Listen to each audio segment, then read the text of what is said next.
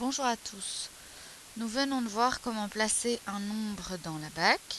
Maintenant, nous allons voir comment transformer une grandeur en une grandeur équivalente mais dans une autre unité. Par exemple, ici, nous allons regarder 12 mètres correspond à combien de décimètres. Alors, pour cela, il faut d'abord placer ce nombre dans la BAC, 12 mètres. On va donc se concentrer sur la colonne des mètres et nous allons y inscrire le chiffre des unités. Il y a 2 unités de mètres, nous allons donc placer le 2 dans la colonne des mètres. Il y a une dizaine de mètres, donc nous allons placer le 1 dans la colonne des décamètres. Nous aimerions savoir combien de décimètres cela fait. Ça veut dire que nous allons devoir lire dans la BAC jusqu'au décimètre. On constate ici qu'il n'y a pas de décimètre. Il y a une absence de décimètre que l'on doit marquer par un 0. Il y a 0 unité de décimètre, 2 dizaines de décimètres et une centaine de décimètres. Il y a donc en tout 120 décimètres. Alors nous allons faire le même exercice mais avec 7,5 km que nous allons transformer en décamètres. Alors, il y a 7 unités. Il y a 7 unités de kilomètres. Nous allons donc placer le 7 dans la colonne des unités, dans la colonne des kilomètres. Des unités de 1000, des kilomètres. Le 7. Il y a aussi un demi-kilomètre ou 5 hectomètres que nous devons placer dans la BAC et que nous séparons par une virgule pour bien indiquer que nous parlons en kilomètres. Nous voulons exprimer cette mesure en décamètres. Ça veut dire que nous allons changer d'unité, l'unité va devenir le décamètre. Nous devons donc déplacer la virgule. Or ici, il n'y a rien après le décamètre, on peut donc complètement la supprimer. Il y a 0 unité de décamètre. Nous le marquons par la présence d'un 0. Il y a 5 dizaines de décamètres et 7 centaines. Il y a donc 750 décamètres. Maintenant, nous allons essayer de transformer 6226 mm en décamètres. L'unité de mesure est le millimètre. Nous allons donc placer le chiffre des unités dans la colonne des millimètres. Le chiffre des unités est ce 6. Nous le mettons donc dans la colonne des millimètres. Le chiffre des dizaines est un 2. Le chiffre des centaines est également un 2. Et le chiffre des unités de 1000 est un 6.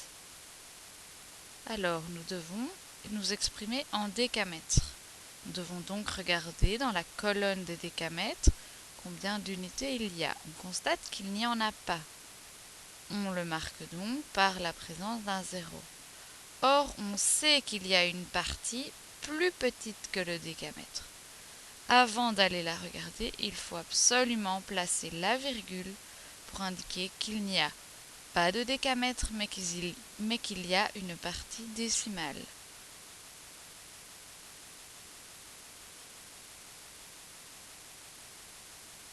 Nous devons décaler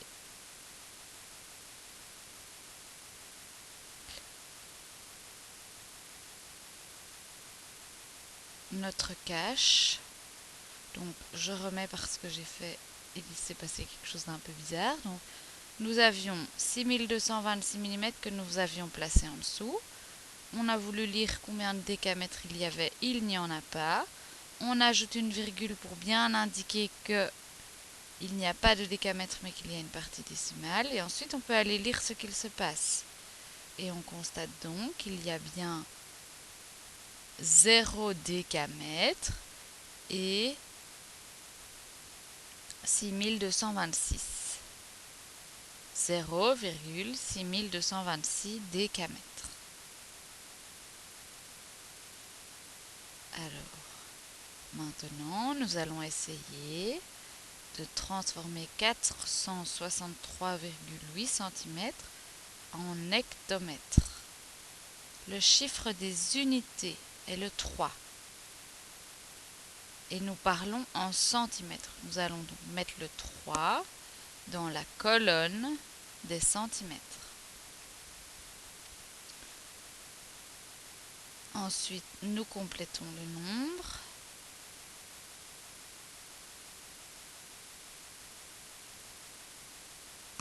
Sans oublier sa partie décimale. Et on nous demande de nous exprimer en hectomètres. Alors de nouveau, on va cacher. Il n'y a pas d'hectomètre. Il n'y a pas d'unité d'hectomètre. Nous devons donc l'exprimer par un 0. Il n'y a pas d'unité d'hectomètre.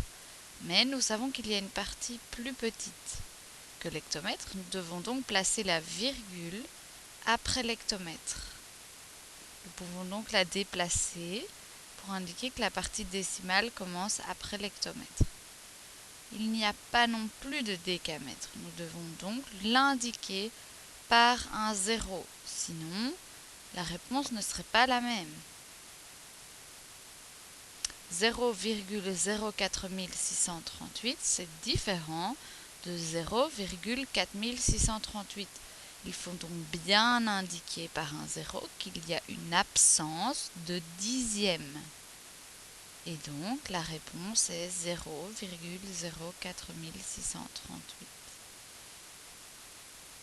Alors, un dernier exercice. Nous avons 2,4 hectolitres que nous voulons exprimer en décilitres. D'abord, nous plaçons nos chiffres. Alors, le chiffre des unités est le 2.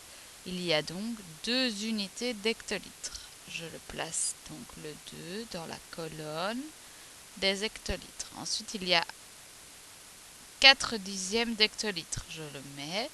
Grâce à la virgule, j'indique qu'il y a 4 dixièmes d'hectolitres. Je vais devoir m'exprimer en décilitres. Ça veut dire qu'à partir de maintenant, l'unité est le décilitre, les dizaines sont les litres, les centaines les décalitres, et que donc cette petite virgule doit être déplacée au niveau entre les décilitres et les centilitres. Alors, il n'y a pas d'unité de décilitre, je dois donc l'indiquer par un 0. Et il n'y a pas de dizaines de décilitres, je dois donc également l'indiquer par un 0. Vous êtes tous d'accord avec moi que 24 décilitres et 2400 décilitres, ce n'est pas la même chose. Il ne faut donc pas oublier ces zéros qui ne sont pas inutiles. La virgule n'a pas de sens puisqu'il n'y a pas de partie décimale. Je peux donc la supprimer. 2,4 hectolitres égale 2400 décilitres. À toi de jouer. Tu dois transformer ces mesures dans l'unité demandée.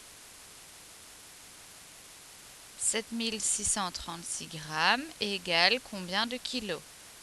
25,98 hectolitres égale combien de décilitres?